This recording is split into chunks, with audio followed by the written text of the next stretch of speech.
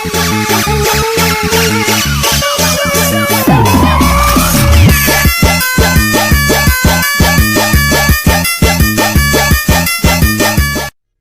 make your speakers bang, I make your speakers bang.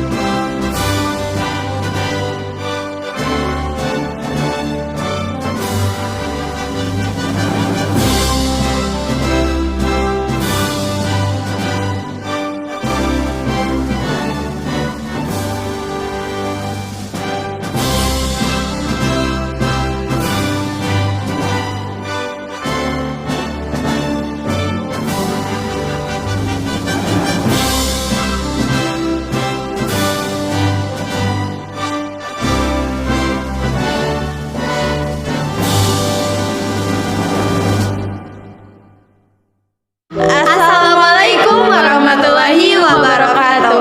Halo, selamat siang teman-teman.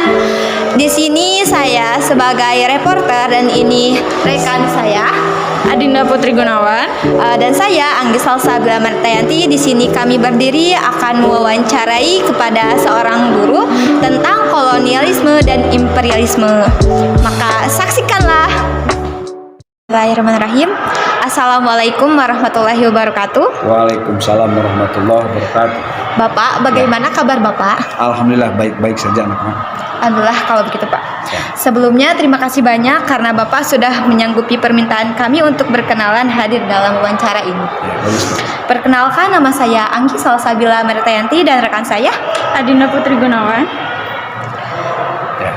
Di sini kami akan memberikan beberapa pertanyaan tentang materi bab 1 tentang imperialisme dan kolonialisme yang telah kami siapkan. Baik, di sini kami akan mempertanyakan tentang pertanyaan yang telah kami siapkan. Pertanyaan ke-1 yaitu, mengapa Bapak memberikan tugas ini kepada kami? Apakah ada tujuan tersendiri dari adanya tugas ini atau kenapa Pak? Ya, bagus. Yang pertama, supaya siswa belajar kreatif. Yang kedua, inovatif. Yang ketiga, rekreatif. Terakhir, menyenangkan. Makasih Pak.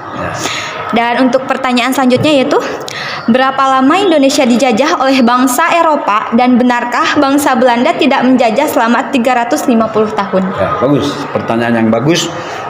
Bangsa kita bukan dijajah. Awal kedatangan bangsa Eropa itu mencari rempah-rempah. Satu. Yang kedua, setelah mencari rempah-rempah, ternyata menurut mereka Indonesia ini kaya.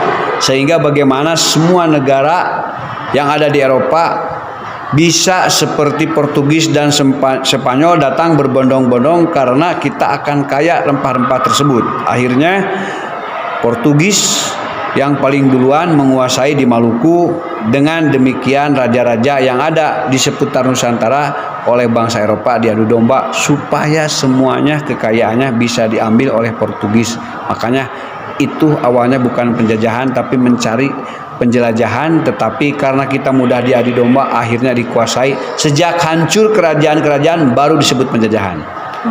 Begitu ya. Terus Belanda kan mengalahkan Spanyol, kan Portugis kalah oleh Spanyol, Spanyol kalah oleh Belanda, nanti Belanda kalah oleh dengan Inggris. Nah, itulah disebut dengan imperialisme dan kolonialisme. Imperialisme itu penyebar luasan wilayah, kolonialisme itu penjajahan. Jadi sejak ada kepenjajahan itu, sejak pemerintahan bangsa Eropa menyatakan dirinya berkuasa di tanah air kita, sehingga bangsa-bangsa Eropa harus bisa mengalahkan dulu bangsa yang menguasai negara kita waktu itu. Contoh tadi Bapak katakan Spanyol bisa mengalahkan Portugis, maka Spanyol lah yang berkuasa. Itu sudah mulai zaman penjajahan. Portugis dikalahkan oleh Belanda. Belanda lah yang menguasa. Akhirnya Belanda dikalahkan oleh Jepang. Jepang yang berkuasa dan Jepang dikalahkan oleh sekutu. Sekutu yang berkuasa. Sejak itulah disebut zaman imperialisme dan kolonialisme. Gitu. Seperti itu. Baik, untuk pertanyaan selanjutnya yaitu, menurut Bapak, bagaimana keadaan Indonesia saat ini jika tidak dijajah oleh bangsa Eropa? Ya, dampak dari penjajahan ada dua. Satu bersifat positif, yang kedua bersifat negatif. 80% negatif, 20% positif. Apa positifnya? Sejak adanya penjajahan, peradaban dan kebudayaan kita berubah karena ada perpaduan kebudayaan. Satu atau dua kebudayaan asing yang mencampur jadilah akulturasi. Contoh jalan, terus jembatan, terus rel kereta api itu ada sejak zaman bangsa Eropa. Itu. Yang kedua, kita jadi mengenal dunia militer oleh siapa? Oleh Jepang dengan adanya peta. Nah, itu positifnya. Yang kedua, peradaban yang tadinya kita tidak mengenal persekolahan, sejak dari bangsa Eropa kita mengenal sekolah pendidikan. Makanya ada golongan terpelajar. Itu sejak kedatangan bangsa Eropa. Itu positifnya. Dan untuk negatifnya apa, Pak? Negatifnya tidak usah diceritakan, sangat banyak. Contoh penderitaan pada waktu membuat jalan kan disebut taman kerja prodi paksa. Yang namanya kerja paksa kan nggak enak. Kalau nggak mau kerja ya ditembak. Terus kerja tanam paksa, harus nanam kopi. Kalau nggak nanam kopi melawan, berarti ditembak. Nah, itu jadi kematian sudah bukan barang mahal lagi. Itu yang sangat mengerikan. Jadi setiap perang di dunia manapun tidak ada yang membahagiakan. Yang ada itu penderitaan dan kisah yang sangat memilukan tentang kemanusiaan. Contoh sekarang yang nyata di abad ini, Ukraina melawan Rusia, kan berapa ribu yang mati. Jadi kalau ingin cepat musnah manusia di alam dunia, ada dua, perang dan bencana alam. Dan untuk pertanyaan yang selanjutnya, Ya. bagaimana sistem pemerintahan Indonesia pada masa era kolonialisme? Bagus. Kita mengenal birokrasi, adanya gubernur, jenderal itu sejak adanya bangsa Belanda. Dulu kita kerajaan, sama di Belanda juga raja. Tapi kenapa diterapkan? Karena perwakilan kerajaan disebut gubernur. Makanya ada Batavia, ada yang sekarang Gedung Sate, itu bekas pusat pemerintahan yang ada di Pulau Jawa, khususnya Priangan Timur. Itu Gedung Sate sekarang. Itu Gubernur Jenderal Van de Bus di sana yang mewakili Belanda yang berkuasa. Itu sistem pemerintahan. Jadi kita sudah mengenal bupati, wedana itu sejak bangsa Eropa. Dulu kita bukan, nggak ada kerajaan, ada juga senopati, mahapati seperti Gajah Mada, ya. Nah, sejak dengan bangsa asing kita jadi demokrasi sekarang, sama dengan di Amerika. Amerika dulunya kan suku aslinya bangsa suku Indian, sekarang kan presiden karena warga asli suku Indian. Sedangkan pendatang, ya itu yang sekarang berkuasa, itu aslinya dari Inggris. Contoh, kita juga kenapa disebut Indonesia? Indo itu campuran, saya itu orang-orang. Jadi semua ras yang ada di dunia ada di kita. Warna kulit juga kita berbeda-beda, bahasa berbeda-beda. Makanya kita negara kaya dan sangat berbineka tunggal ika. Betul itu. Makanya kita negara kaya dan sangat kaya raya akan sumber daya alam. Itu kelebihan kita. Yang kedua, tinggal bagaimana sumber daya manusianya memanfaatkan dengan baik negara ini. Kita akan menjadi negara besar dan negara muat. Akan menjadi negara besar dan superpower. Karena semua negara menginginkan Indonesia. Karena Indonesia kaya akan sumber daya alam. Itu ya. Terima kasih Pak atas pertanyaannya, jawabannya sangat memuaskan sekali. Dan ada satu lagi pertanyaan Boleh, dari kami. silakan. Mungkin ini pertanyaan yang terakhir bagi Boleh. kami, Ya. yaitu bagaimana kemungkinan sistem pemerintahan Indonesia jika tidak pernah dijajah oleh bangsa manapun menurut Bapak, dan mengapa jika Indonesia tidak dijajah oleh negara, apakah Indonesia akan semaju sekarang atau sebaliknya? Bagus, pertanyaan bagus. Kalaulah tidak ada imperialisme dan kolonialisme, kita mungkin sampai sekarang bentuk sistem pemerintahan kerajaan. Contoh yang ada di Jawa, kerajaan Pajajaran. Itu pasti sekarang ada. Kan hancur karena bangsa Eropa diadu domba. Yang bertahan sampai sekarang itu akibat penjajahan itu hanya Yogyakarta dan Aceh. Makanya disebut daerah istimewa. Karena sejak dulu sampai sekarang tidak terkalahkan.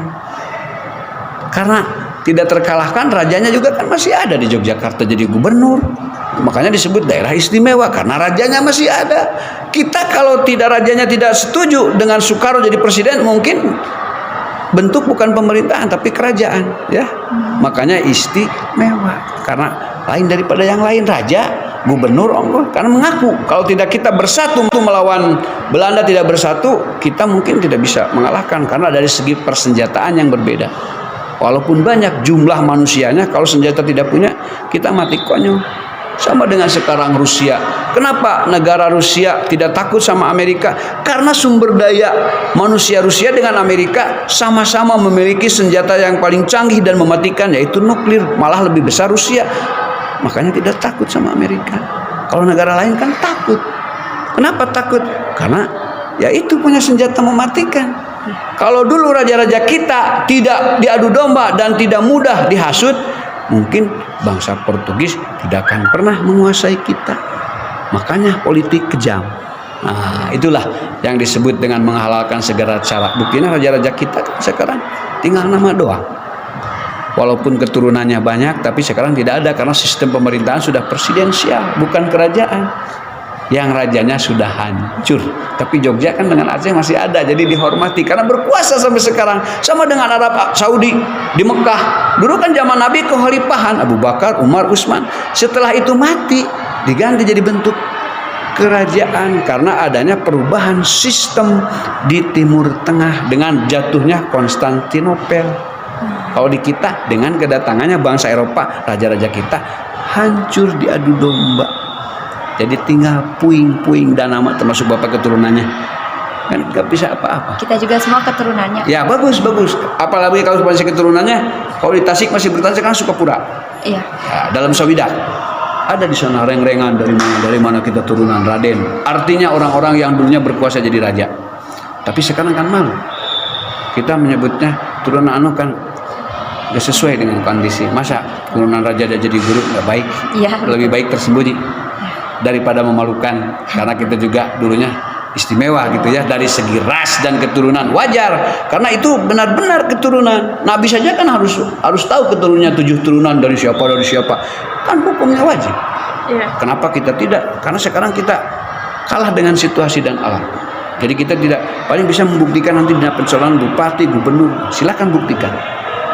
Makanya harus cerdas, pandai dan menguasai ilmunya supaya kita bisa membalikan lagi ras dan keturunan kita yang sebenarnya. Itu ya berat sebenarnya ya, tapi bisa. Allah berkuasa. Dari ada tidak ada bisa, dari tidak ada jadi ada juga bisa. Kun fayakun. Ya itulah ya, makanya berusaha saja Ya. Cukup Pak. Apa? ya bagus. Cukup saja Pak. Atau masih ada lagi jawabannya? Apa sudah saja? Saya pesan ya, buat generasi hari ini tugas kita itu hanya mengisi. Artinya bagaimana bangsa ini menjadi bangsa terhormat dan bisa tercapai cita-cita yang luhur, yaitu adil, makmur dan sejahtera lahir dan batin. Itu sudah. Ya, bagus sekali.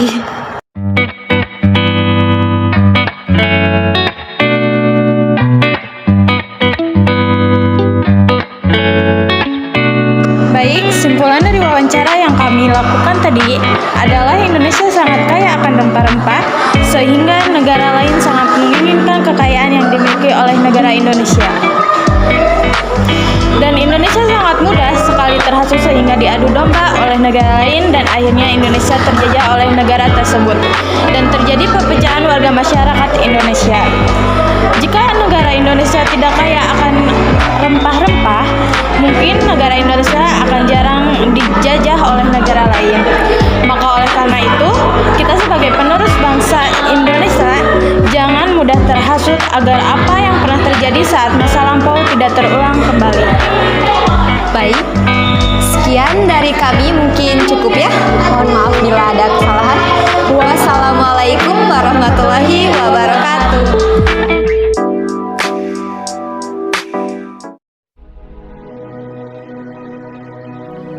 Pada bab 1 ini akan menjelaskan materi imperialisme dan kolonialisme di Indonesia, yakni mengenai penjelajahan samudra bangsa Eropa yang dilakukan oleh Portugis, Spanyol, Inggris, dan Belanda, menimbulkan imperialisme dan kolonialisme di Indonesia, yaitu meliputi pemerintah kolonial Belanda, pemerintah komisaris jenderal, pemerintah kolonial Inggris.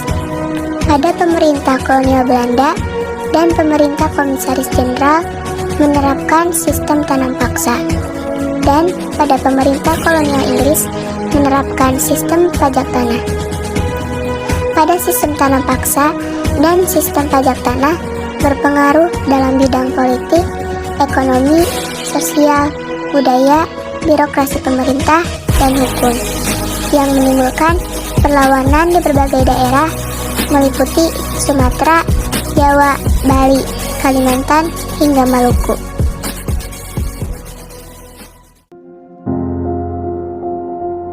Sejak zaman dahulu, bangsa-bangsa Eropa melakukan penjelajahan samudra untuk mencari sumber rempah-rempah. Penjelajahan samudra tersebut menyebabkan imperialisme dan kolonialisme yang dilakukan bangsa Eropa terhadap bangsa-bangsa Asia. Negara-negara Eropa yang sudah maju menjadi negara imperialis. Tapi, pernah gak sih kalian mendengar kata imperialisme? Apa aja bentuk-bentuk imperialisme dan apa penyebabnya? Oke, jadi kata imperialisme berasal dari bahasa Latin, imperare dan imperium. Imperare artinya memerintah dan imperium artinya hak untuk memerintah. Jadi, imperialisme dapat diartikan sebagai usaha suatu negara untuk menguasai negara lain demi kepentingan ekonomi, politik, dan budaya. Pada awalnya, yang biasa disebut imperium adalah raja, sehingga ia sering disebut sebagai imperator. Wilayah kerajaannya disebut imperium. Pada zaman kuno, kebesaran seorang raja diukur menurut luas wilayahnya. Oleh karena itu, timbul keinginan raja untuk memperluas wilayahnya dengan cara merebut daerah lain. Tindakan seperti itulah yang menjadi awal pengertian imperialisme. Istilah imperialisme muncul pertama kali di Inggris pada abad ke-19 ketika Disraeli menjadi Perdana Menteri Inggris. Cita-cita politiknya adalah memperluas kerajaan Inggris ke seluruh dunia. Namun, politik Disraeli mendapat reaksi keras dari kaum oposisi. Kaum oposan yang menentang politik Disraeli disebut golongan Little England. Adapun para pendukung Disraeli seperti Joseph Chamberlain dan Cecil Rhodes disebut golongan imperator. Berdasarkan waktu munculnya, imperialisme dibagi menjadi imperialisme kuno dan imperialisme modern. Imperialisme kuno berlangsung sebelum terjadinya revolusi industri dengan tujuan untuk mencari kekayaan, gold, mencapai kejayaan, glory, dan menyebarkan agama Nasrani, gospel.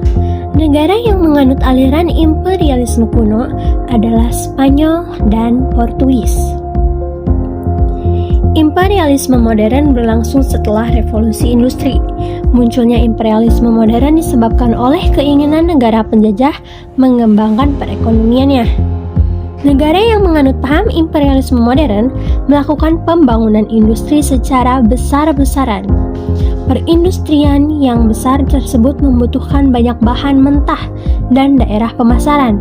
Hal itu hanya dapat dipenuhi dengan memiliki daerah jajahan yang luas. Oleh sebab itu, timbul usaha untuk mencari daerah jajahan seluas mungkin. Negara pelopor imperialisme modern adalah Inggris. Berdasarkan tujuan penguasaannya, imperialisme dapat dibedakan sebagai berikut. Pertama, imperialisme politik. Imperialisme politik adalah usaha untuk menguasai seluruh kehidupan politik dari negara lain. Imperialisme politik adalah usaha untuk menguasai seluruh kehidupan politik dari negara lain. Negara yang dikuasai merupakan daerah jajahan dalam arti yang sesungguhnya. Imperialisme politik dapat terwujud dalam bentuk protektorat dan mandat. Negara protektorat dan negara mandat banyak muncul setelah Perang Dunia II. 2. Imperialisme ekonomi. Imperialisme ekonomi adalah suatu usaha untuk menguasai perekonomian negara lain. Bentuk imperialisme politik ini sangat sulit dipertahankan. Banyak negara industri maju mengembangkan imperialisme ekonomi dengan menciptakan zona ekonomi. 3. Imperialisme kebudayaan. Imperialisme kebudayaan adalah imperialisme yang bertujuan menguasai jiwa dan mentalitas suatu bangsa. Jika kebudayaan suatu bangsa dapat diubah, jiwa bangsa itu pun dapat diubah. Jika jiwa suatu bangsa dapat diubah, kebudayaan bangsa tersebut akan lenyap dan digantikan oleh kebudayaan imperialis. Menguasai jiwa suatu bangsa berarti menguasai segala-galanya dari bangsa tersebut. Keempat, imperialisme militer. Imperialisme militer adalah suatu usaha untuk menguasai daerah dari negara lain yang dianggap strategis dengan menggunakan kekuatan militer. Pada daerah yang dianggap strategis, negara imperialisme membangun pangkalan militer. Pembangunan pangkalan militer bertujuan menjamin kepentingan ekonomi dan keamanan daerah tersebut dari ancaman militer negara lain yang juga ingin memiliki daerah tersebut. Sebab-sebab imperialisme. Ada beberapa alasan yang menyebabkan sebuah negara menjadi negara imperialisme. Alasan tersebut adalah sebagai berikut. 1. Keinginan untuk menjadi negara yang jaya. 2. Perasaan sebagai bangsa istimewa, racial superiority. 3. Hasrat untuk menyebarkan agama atau ideologi. 4. Latar negara yang tidak menguntungkan. 5. Alasan ekonomi untuk mendapatkan kekayaan dari negara jajahan dan ikut serta dalam perdagangan dunia dengan cara merebut dan menguasai sumber perdagangan. Akibat imperialisme. Imperialisme yang dilakukan negara-negara Eropa berdampak besar pada negara jajahan. Akibat tersebut adalah sebagai berikut. 1. Dalam bidang politik dan ekonomi. Akibat imperialisme di bidang politik dan ekonomi menyebabkan negara imperialis menjadi kaya raya, sedangkan negara jajahan terus bertambah miskin. Hasil industri dipasarkan ke daerah jajahan, sedangkan perniagaan di daerah jajahan dibatasi. Sejalan dengan hal tersebut, berkembang sistem penanam modal atau investasi. Sejalan dengan hal tersebut, berkembang sistem penanaman modal atau investasi di daerah jajahan oleh kaum partikulir atau swasta. Perdagangan dunia meluas akibat meningkatnya arus lalu lintas perdagangan internasional. 2. Dalam bidang sosial dan budaya. Akibat imperialisme di bidang sosial dan budaya menyebabkan kaum imperialis dapat hidup mewah dan lebih maju. Sedangkan rakyat jajahan hidup serba kekurangan dan menderita. Kekuasaan berada di tangan kaum imperialis, sedangkan rakyat jajahan diperlakukan dengan tidak adil dan tidak mempunyai hak apapun dalam negaranya sendiri.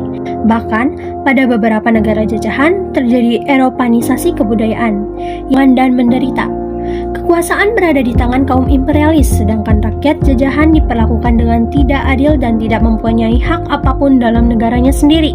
Bahkan, pada beberapa negara jajahan terjadi eropanisasi kebudayaan, yaitu kebudayaan penduduk asli digeser dan diganti dengan kebudayaan Eropa.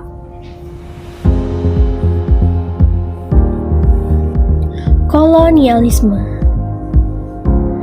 Pernah kalian mendengar istilah daerah koloni? Daerah koloni merupakan daerah jajahan. Apa hubungan antara daerah koloni dan kolonialisme? Apa saja bentuk-bentuk koloni tersebut? A. Pengertian kolonialisme. Kolonia, yang artinya tanah permukiman atau tanah jajahan. Sistem koloni mulai muncul pada zaman Yunani kuno.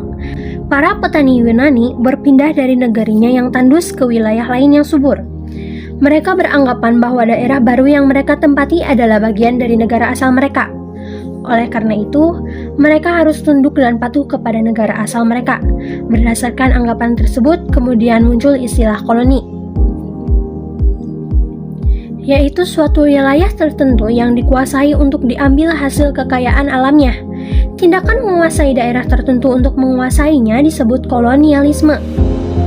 Secara umum, kolonialisme dapat diartikan sebagai suatu sistem menjalankan politik pendudukan atau penjajahan terhadap wilayah negara lain. B. Bentuk-bentuk koloni. Ada beberapa bentuk koloni yang ada di dunia ini. Bentuk-bentuk koloni tersebut adalah 1. Koloni penduduk. Koloni penduduk adalah sejumlah besar warga negara asal yang menduduki daerah dan menetap di daerah koloni. Sedangkan penduduk pribumi didesak, diusir, dan dimusnahkan sehingga menjadi penduduk minoritas yang tidak berhak mengatur pemerintahan. 2. Koloni kelebihan penduduk. Koloni kelebihan penduduk dipakai untuk menampung kelebihan penduduk negara induk. 3. Koloni deportasi. Koloni deportasi biasanya dihuni oleh orang buangan, yaitu para narapidana yang mendapatkan hukuman penjara seumur hidup. Kebanyakan dari mereka adalah penjahat. 4. Koloni eksploitasi. Koloni eksploitasi hanya digunakan untuk mencari keuntungan dan dieksploitasi kekayaan alamnya. 5. Koloni sekunder. Koloni sekunder sebenarnya tidak menguntungkan negara induk, tetapi perlu dipertahankan demi kepentingan strategis.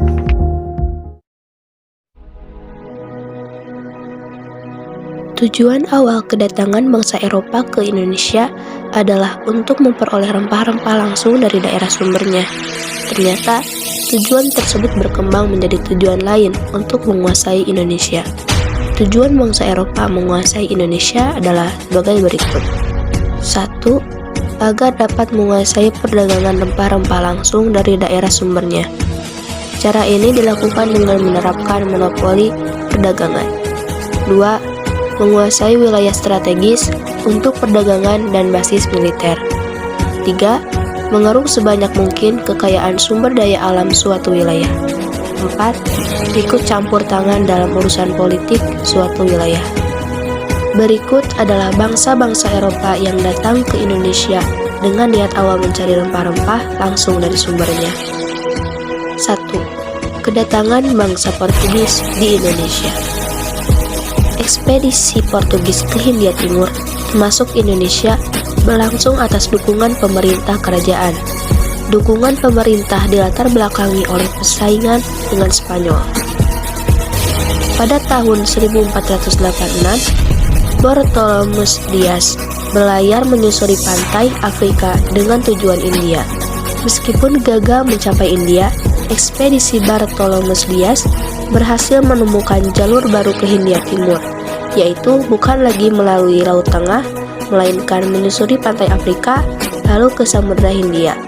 Orang Portugis menyebut tanjung di ujung selatan Afrika tersebut sebagai Tanjung Harapan Baik atau Cape of Good Hope. Setelah Columbus sampai di benua Amerika, disebut juga Hindia Barat. Raja Portugis bertekad untuk secepat mungkin mencapai Hindia Timur. Pada tahun 1498, Raja Portugis mengirim ekspedisi ke Hindia Timur di bawah pimpinan Vasco da Gama. Ekspedisi tersebut menempuh jalur yang ditemukan oleh Bartolomé Dias. Di pantai timur Afrika, Vasco da Gama bertemu dengan pedagang Islam. Di tempat tersebut, mereka mendapat rempah-rempah dan membelinya untuk dibawa ke Eropa. Portugis tetap ingin memperoleh rempah-rempah langsung dari sumbernya, yaitu Maluku. Untuk tujuan tersebut, Portugis harus menguasai Malaka.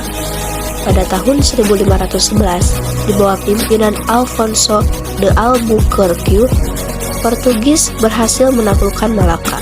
Setahun kemudian, rombongan Portugis datang ke Maluku dan diterima baik oleh Raja Ternate. Dengan menguasai Malaka, Portugis memperoleh dua keuntungan, yaitu sebagai berikut. Pertama, Portugis akan menguasai jalur perdagangan penting di Asia, termasuk perdagangan rempah-rempah. Kedua, Malaka dapat dijadikan batu loncatan untuk menguasai perdagangan rempah-rempah di Maluku. Oleh karena itu, Portugis membangun basis militer yang kuat di Malaka. 2. Kedatangan bangsa Spanyol di Indonesia. Seperti halnya ekspedisi Portugis, sejumlah ekspedisi Spanyol juga disponsori oleh pemerintah kerajaan. Berdasarkan pengetahuan bahwa dunia ini bulat, Christopher Columbus bermaksud mencapai Hindia Timur dari arah barat.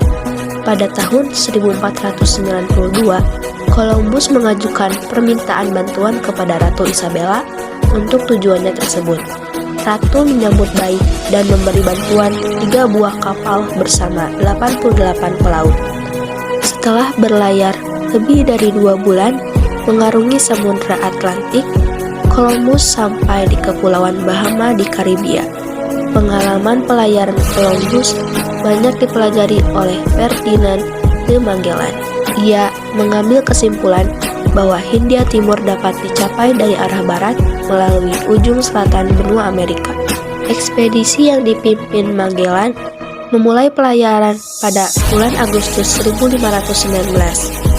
Magellan mendirikan tugu peringatan dan menyatakan daerah tersebut sebagai daerah milik Raja Spanyol. Pada tahun 1521, 2 kapal ekspedisi Spanyol sampai di Maluku. Ketika itu, di Maluku sedang terjadi persaingan antara Ternate dan Tidore. Guna mengimbangi kekuatan Ternate yang didukung Portugis, Spanyol mendukung Tidore. Karena kalah kuat, persekutuan Tidore dan Spanyol dapat dilumpuhkan.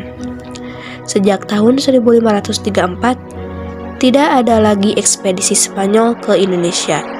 Berdasarkan perjanjian Tordesillas, kawasan Indonesia hanya boleh dijelajahi oleh Portugis, sedangkan Spanyol hanya sampai di Filipina. 4. Kedatangan bangsa Belanda di Indonesia. Selama abad ke-16, hampir 1 abad bangsa Portugis menguasai perdagangan antara Hindia Timur dan Eropa. Latar belakang kedatangan bangsa Belanda ke Indonesia yang pertama, meletusnya Perang 80 tahun antara Belanda dan Spanyol pada tahun 1568 sampai 1648. Pada awalnya, perang antara Belanda dan Spanyol bersifat agama, karena Belanda mayoritas beragama Kristen Protestan, sedangkan orang Spanyol beragama Kristen Katolik. Perang tersebut kemudian berkembang menjadi perang ekonomi dan politik. Raja Philip II dari Spanyol memerintahkan kota Lisabon tertutup bagi kapal Belanda pada tahun 1585. Portugis menaati perintah tersebut sebab Portugis telah diduduki Spanyol. Kedua, adanya petunjuk jalan ke Indonesia dari Jan Huygens van Lieshoten, mantan pelaut Belanda yang bekerja pada Portugis dan pernah sampai ke Indonesia. Belanda melakukan ekspedisi pertama ke Indonesia dipimpin oleh Van Eyck. Mereka berusaha sampai ke Indonesia melewati jalur kutub utara untuk menghindari hadangan armada Spanyol dan Portugis. Namun, ekspedisi tersebut gagal. Pada tahun 1595, ekspedisi dilanjutkan di bawah pimpinan Cornelis de Houtman dan Peter de Keyser melalui Samudra Atlantik. Mereka menyusuri pantai barat Afrika sampai di Tanjung Harapan Baik. Kemudian dari Tanjung Harapan Baik, mereka mengaruhi Samudra Hindia dan masuk ke Indonesia melalui Selat Sunda. Mereka menghindari jalur Selat Malaka karena Portugis menguasai Malaka pada saat itu. Setelah berlayar selama setahun, para pelaut Belanda tiba di pelabuhan Banten. Ketika itu, Banten merupakan pusat perdagangan lada putih. Para pelaut Belanda kurang mendapat sambutan di Banten karena bertindak semena-mena dan kasar. Setelah gagal di Banten, mereka bermaksud mencapai Maluku untuk memperoleh rempah-rempah. Namun, mereka gagal dan terpaksa kembali ke Belanda.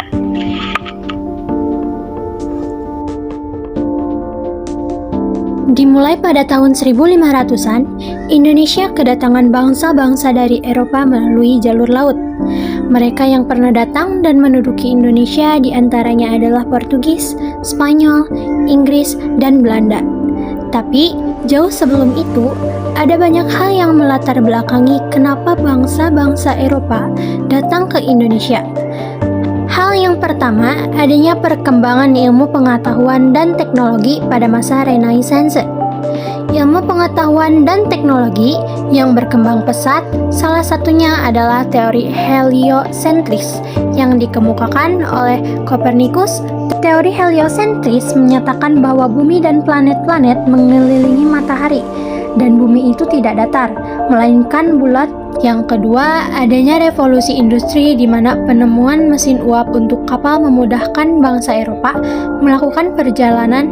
Yang ketiga, ke Konstantinopel sebagai ibu kota Kekaisaran Romawi yang berhasil dikuasai oleh Kekaisaran Turki Utsmani pada tahun 1453. Kekaisaran Turki Utsmani yang dipimpin oleh Sultan Muhammad II berhasil merebut wilayah kekuasaan Konstantinopel dari Kekaisaran Romawi dan menutup jalur perdagangan. Hal ini menyebabkan pedagang dari Eropa tidak bisa lagi mendapatkan rempah-rempah. Mereka pun mulai mencari rempah-rempah ke benua lain, salah satunya Indonesia dan negara-negara lain di benua Asia. Yang keempat, adanya motivasi 3G, Gold, Glory, Gospel. Melihat kekayaan alam Indonesia, bangsa Eropa yang awalnya datang hanya untuk mencari rempah-rempah, akhirnya memiliki tujuan lain, yaitu untuk mencari 3G, Gold yang berarti kekayaan, Glory yang berarti kejayaan, Gospel yang berarti memperluas ajaran Nasrani. Seperti yang udah kita sebutkan tadi, ada beberapa negara yang datang ke Indonesia. Namun, yang pertama-tama kita akan membahas tentang bangsa Portugis dan Spanyol terlebih dahulu. Dibandingkan dengan bangsa Eropa lainnya, Portugis dan Spanyol adalah dua bangsa yang paling maju. Mereka memiliki armada yang kuat, teknologi navigasi, dan perlengkapan kapal yang paling canggih di masanya. Namun, ketika keduanya berniat melakukan ekspedisi penjelajahan samudra, dibuatlah perjanjian Tordesillas pada 4 Juni 1972 atas usul pendeta Alexander. Tujuannya agar tidak terjadi bentrokan di antara dua bangsa besar ini.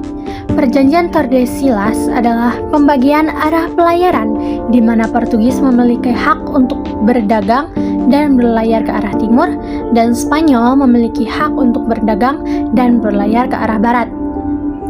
Portugis mulai melakukan ekspedisi pada tahun 1487 ke arah timur.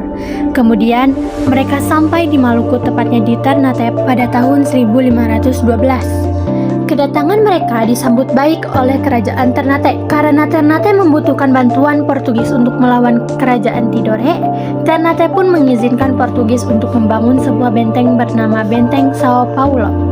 Sedangkan Spanyol memulai ekspedisinya pada tahun 1492 ke arah barat. Kemudian mereka sampai di Filipina pada tahun 1521. Kedatangan mereka disambut baik, namun Fernando de Magellan yang saat itu memimpin ekspedisi terbunuh karena terjadi peperangan di Filipina. Mereka pun memutuskan untuk melanjutkan perjalanan dan sampailah mereka di Maluku, tepatnya di Tidore. Kedatangan bangsa Spanyol disambut baik oleh masyarakat Tidore. Mereka yang tengah berselisih dengan Ternate menjadikan Spanyol sebagai sekutu untuk mengalahkan Ternate. Sedangkan Spanyol menjadi ancaman bagi Portugis sebab saat itu Portugis sudah berhasil memonopoli perdagangan di Maluku. Portugis dan Spanyol pun bersaing dengan memanfaatkan permusuhan kerajaan lokal. Selain itu, Portugis dan Spanyol saling tuduh mengenai perebutan rute perjalanan yang sebelumnya sudah disepakati melalui perjanjian Tordesillas. Perseteruan terus berlanjut hingga pada tahun 1529 perseteruan tersebut diselesaikan dengan diadakannya perjanjian Saragossa. Isi perjanjian Saragossa adalah pembagian bumi menjadi dua, pengaruh dan kekuasaan di mana bangsa Portugis memiliki wilayah kekuasaan dari Brazil ke arah timur sampai dengan Kepulauan Maluku, dan Spanyol memiliki wilayah kekuasaan dari Meksiko ke arah barat sampai dengan Kepulauan Filipina. Karena perjanjian Saragossa inilah teori heliosentris milik Copernicus dibenarkan bahwa bumi itu bulat, bukan datar. Bangsa Eropa yang ketiga adalah Inggris. Inggris melakukan perjalanan samudera pada tahun 1577. Inggris mengikuti rute perjalanan Spanyol ke arah barat dan tiba di Ternate pada tahun 1579. Bangsa Inggris memborong rempah-rempah dari masyarakat Maluku, kemudian Inggris kembali melakukan ekspedisi yang kedua sebelum sampai ke Indonesia. Sebelum sampai ke Indonesia, Inggris berhasil menguasai India dan mendirikan East India Company, sebuah perusahaan dagang milik Inggris. Pada tahun 1628, Inggris sampai di Indonesia dan berhasil menjalin kerjasama yang baik dengan Kerajaan Banten. Banten mengizinkan Inggris mendirikan pangkalan dagang dan benteng. Bangsa Eropa terakhir yang datang ke Indonesia adalah Belanda. Keberhasilan Portugis dan Spanyol dalam melakukan ekspedisi mendorong bangsa Belanda untuk melakukan hal yang sama pada tahun 1595. Belanda melakukan ekspedisi melalui rute timur. Tepatnya pada tanggal 23 Juni, Belanda berhasil mendarat di Pelabuhan Banten. Saat itu, ekspedisi Belanda dipimpin oleh Cornelis de Houtman. Namun, Belanda diusir oleh penduduk pesisir Banten karena mereka bersikap kasar dan sombong. Selanjutnya, pada tahun 1598, bangsa Belanda kembali mendatangi Banten. Kali ini, kedatangannya diterima oleh masyarakat Belanda. Belanda pun berhasil menguasai perdagangan mereka, mendirikan perusahaan dagangnya di Indonesia yang diberi nama VOC. Kemudian pada tahun 1605, VOC menyerang benteng Portugis di Maluku.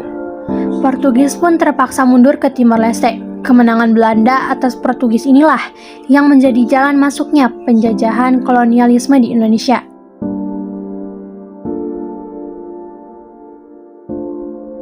Sistem pemerintahan kolonial Hindia Belanda di bawah Gubernur Jenderal Daendels, yaitu diantaranya sejak Belanda dikuasai Prancis, Kaisar Napoleon Bonaparte mengangkat adiknya yang bernama Louis Napoleon jadi penguasa di Belanda, dan Louis Napoleon merasa khawatir Pulau Jawa sebagai jajahan Belanda direbut oleh Inggris.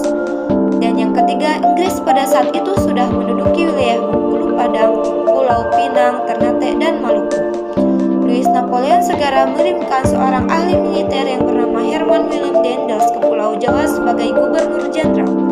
Kedatangan Daendels di Indonesia sebagai gubernur jenderal adalah untuk mempertahankan Pulau Jawa agar tidak jatuh ke tangan Inggris dan memperbaiki keadaan tanah jajahan.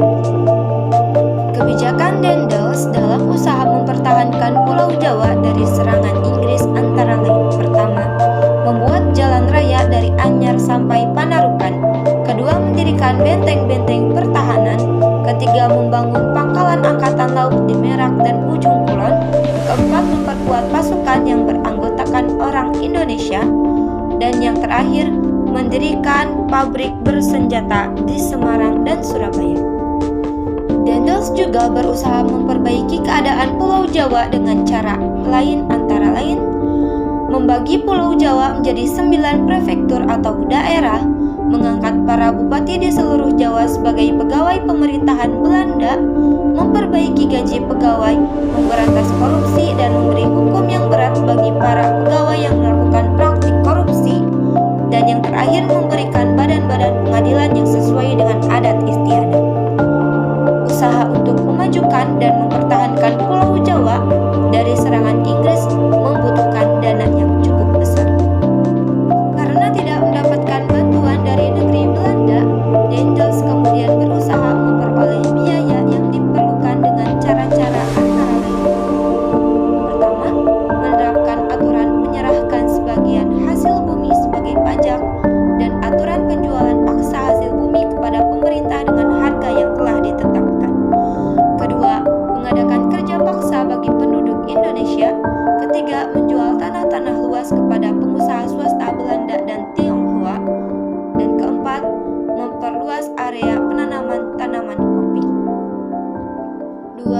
Kebijakan pemerintahan kolonial Inggris. Pemerintahan Inggris dipimpin oleh Gubernur Jenderal Thomas Stamford Raffles pada tahun 1811 sampai dengan 1816. Kebijakan politik pemerintahan Raffles berdasarkan asas-asas liberal yang menekankan kebebasan dan persamaan manusia. Sesuai dengan kebijakan politik itu, Raffles ingin menerapkan kebijakan ekonomi seperti kebijakan Inggris di India karena India dan Indonesia sama-sama berciri agraris. Kebijakan Raffles tersebut dikenal dengan nama sistem pajak tanah atau sistem sewa tanah. Prinsip kebijakan kolonial Raffles di Hindia Belanda berpatokan pada 3 aspek. Pertama, segala bentuk penyerahan wajib dan kerja paksa dihapuskan sehingga rakyat diberi kebebasan untuk menanam tanaman yang dianggap menguntungkan. Kedua, peranan para bupati sebagai pemungut pajak dihapuskan dan mereka dijadikan bagian integral dari pemerintahan kolonial dengan fungsi-fungsi pemerintahan yang sesuai dengan birokrasi pemerintahan di bawah. Tiga, para petani yang menanam tanah dianggap sebagai penyewa yang memiliki kewajiban untuk membayar sewa tanah atau pajak. Tiga, pelaksanaan sistem tanam paksa di Indonesia pada tahun 1830 sampai dengan 1870. Penjajahan Inggris di Indonesia berakhir pada saat kekuasaan Kaisar Napoleon Bonaparte di Prancis jatuh pada tahun 1814. Saat pemerintahan Raja Louis Napoleon di negeri Belanda berakhir, negeri Belanda tidak lagi dikuasai oleh bangsa Prancis. Oleh karena itu, Belanda dan Inggris kemudian kembali mengadakan perjanjian London pada tahun 1814. Dalam konveksi itu disebutkan bahwa Belanda akan menerima kembali daerah jajahannya yang dahulu diserahkan kepada Inggris dalam perjanjian Tuntang tahun 1811. Selain itu, serah terima kekuasaan antara Inggris dan Belanda akan dilakukan pada tahun 1816. Sejak tahun 1816, pemerintah Belanda berkuasa kembali di Indonesia. Pemerintah Belanda menindaklanjuti hasil pertemuan di London tersebut dengan membentuk Komisi Jenderal untuk menerima penyerahan wilayah. Komisi Jenderal juga mendapat tugas dari pemerintah Belanda untuk mengelola Indonesia. Karena kas negara Belanda sedang kosong dan pada saat itu Van der Capellen memegang peran penting di dalam pemerintahan kolonial di Indonesia. Akhirnya Van der Capellen berusaha mengeksploitasi kekayaan alam dan penduduk Indonesia secara besar-besaran untuk memperoleh pemasukan uang sebesar-besarnya. Salah satu kebijakannya adalah sistem sewa tanah. Namun pemerintahan Van der Capellen dianggap gagal oleh pemerintah Belanda. Oleh karena itu pada tahun 1826 pemerintah Belanda menetapkan Komisaris Jenderal Dubois Gijsingnes untuk memimpin pemerintahan kolonial. Tetapi Dubois Gijsingnes gagal juga memperoleh pemasukan sebesar-besarnya untuk menutupi kas negara yang kosong. Sehingga pada tahun 1830 pemerintah Hindia Belanda mengalami kesulitan keuangan dan pemerintah negeri Belanda tidak dapat membantu karena sedang mengalami kesulitan keuangan. Akhirnya untuk mengatasi kesulitan keuangan itu, Johannes van den Bosch mengusulkan kepada pemerintah Belanda agar produksi tanaman ekspor di Indonesia ditingkatkan dengan melaksanakan kulturstelsel yang kemudian oleh bangsa Indonesia dinamakan tanam paksa. Ketentuan-ketentuan pokok sistem tanam paksa diantaranya yaitu: pertama, persetujuan akan diadakan dengan penduduk untuk menyediakan sebagian tanahnya yang akan ditanami dengan tanaman perdagangan yang dapat dijual di pasaran Eropa. Kedua, tanah petani yang disediakan untuk tanaman wajib tidak boleh lebih dari 1/5 tanah miliknya. Tiga, lahan yang disediakan untuk tanaman wajib dibebaskan dari pembayaran pajak tanah. Keempat, pekerjaan untuk menanam tanaman perdagangan tidak melebihi pekerjaan yang diperlukan dalam menanam padi.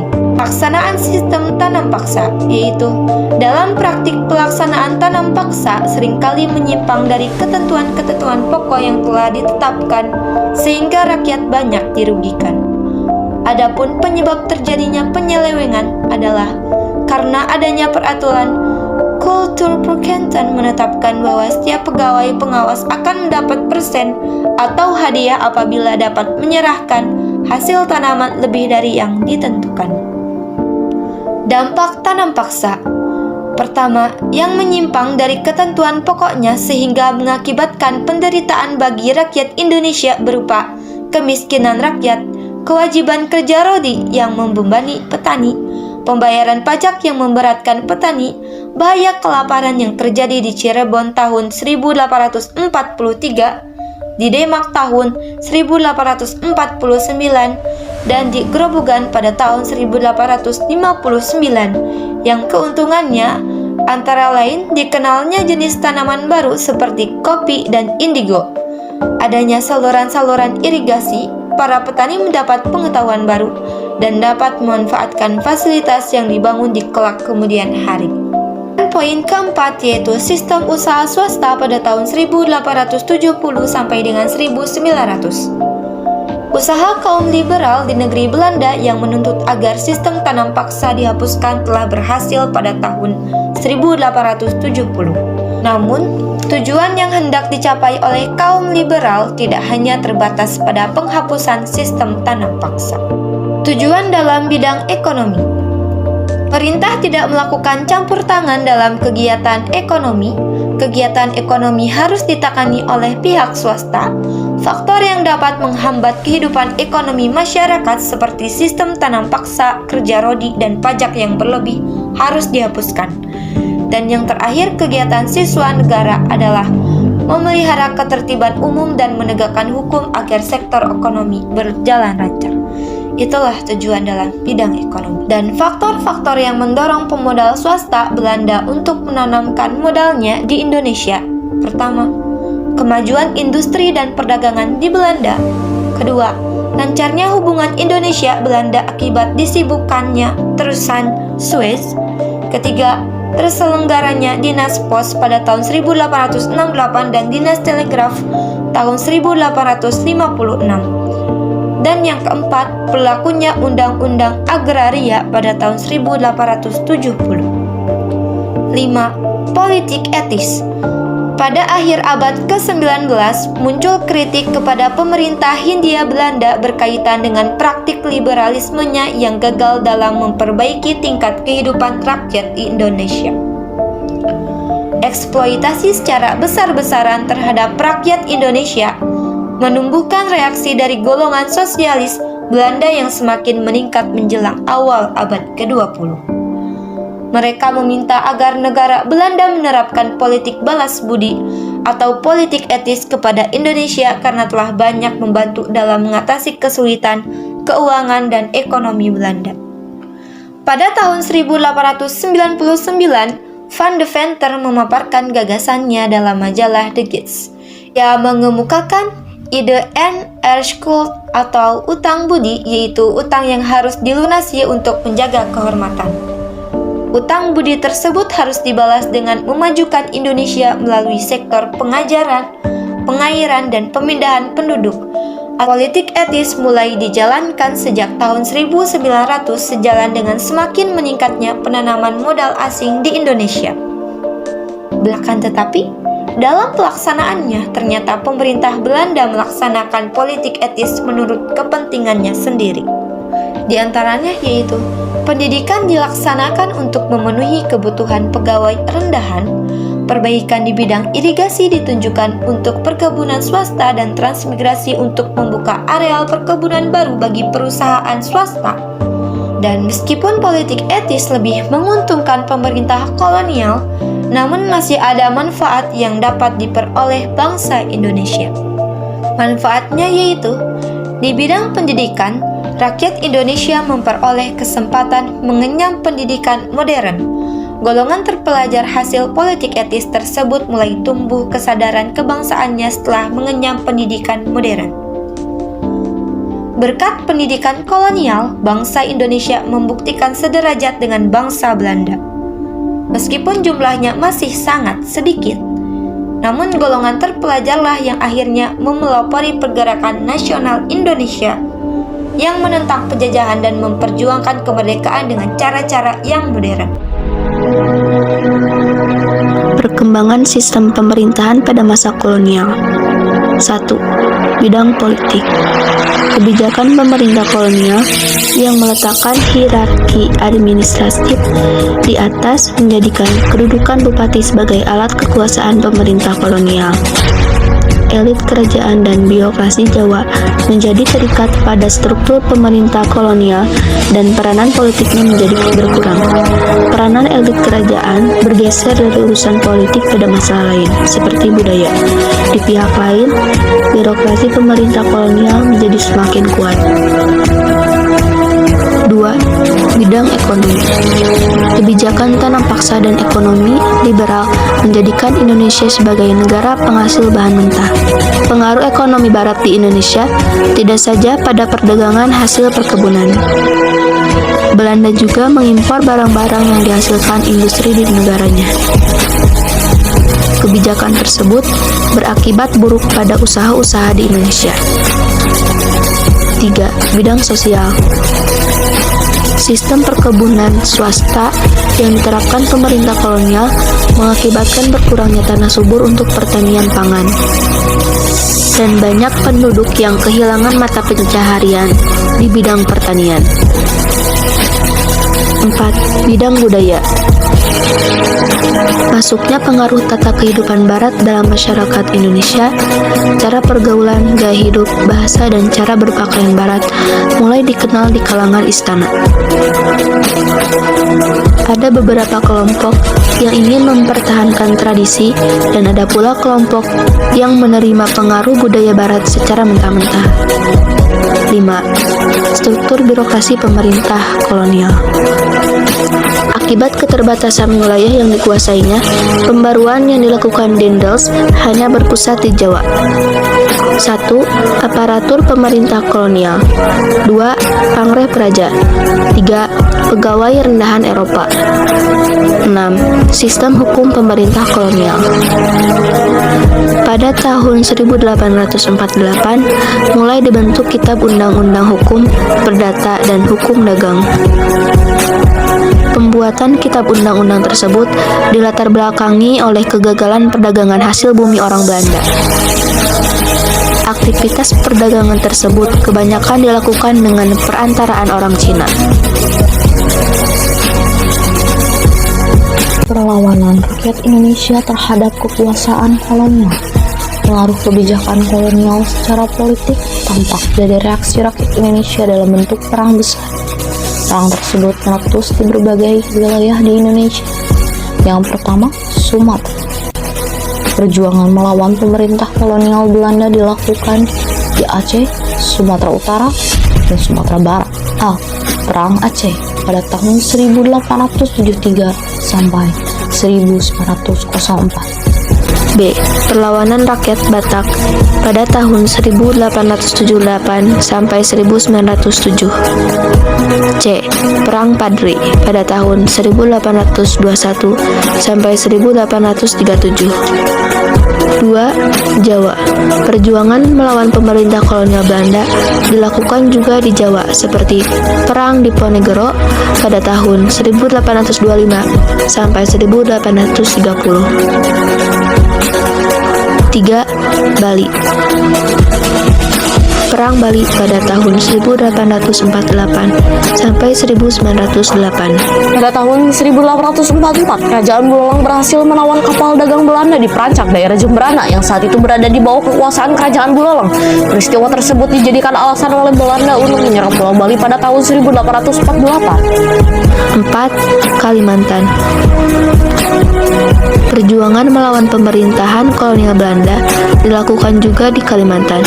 Salah satunya adalah Perang Banjar pada tahun 1859 sampai 1866. 5. Maluku.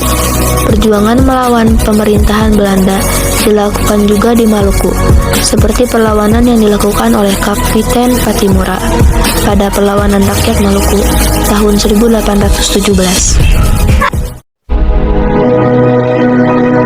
1. Pembantaian orang Cina di Batavia.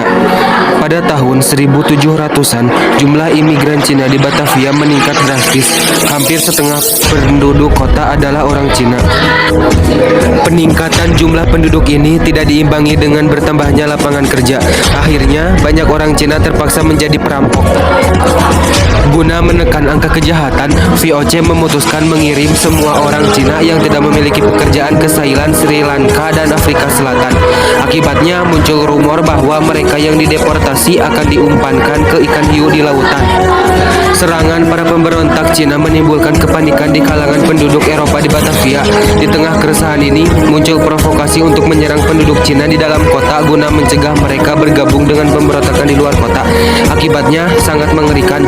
Pada tanggal 9 dan 10 Oktober 1740, orang Eropa dan penduduk non-Cina di Batavia menyerang rumah orang Cina.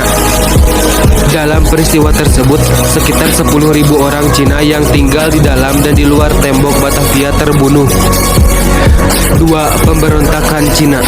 Keadaan baru dapat dipulihkan beberapa minggu setelah aksi pembantaian tersebut. Pihak VOC mengumumkan amnesti bagi orang Cina yang mau kembali ke kota dalam tempo 1 bulan. Banyak orang Cina yang tidak menghiraukan amnesti itu. Mereka tetap menyerang kepentingan Belanda di pinggiran Batavia untuk melampiaskan balas dendam. Pada tahun 1741, VOC berhasil memaksa pemberontakan mundur ke Jawa Tengah. Penduduk Jawa Tengah terkejut dengan pemberontakan Cina karena sebelumnya orang Cina memiliki hubungan erat dengan VOC. Pakubuwono II melihat hal tersebut sebagai tanda dari Tuhan bahwa kekuasaan VOC akan berakhir. Atas dorongan Patih Natakusuma, Pakubuwono II berpihak kepada pemberontak Cina untuk melawan dominasi VOC. Pihak VOC melancarkan serangan balasan dengan bantuan Cakradiningrat dari Madura. VOC berhasil mengalahkan pasukan Jawa dan Cina di semenanjung Jawa Timur. Keadaan ini memaksa Pakubuwono II membelotot ke pihak VOC untuk mengamankan tahtanya. Pembelototan Pakubuwono II memicu kemarahan orang Jawa dan Cina. Mereka berbalik menyerang Kartasura, menduduki keraton, dan menobatkan cucu Pakubuwono II sebagai penguasa baru Mataram. Namun, kemenangan pemberontak tidak berlangsung lama.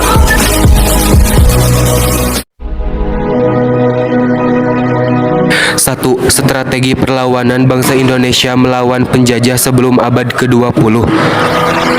A. Perlawanan masih bersifat kedaerahan. B. Perlawanan dipimpin oleh raja atau bangsawan. C. Perjuangan berbentuk perlawanan fisik melalui peperangan. D. Perlawanan berpusat di desa-desa atau di pedalaman.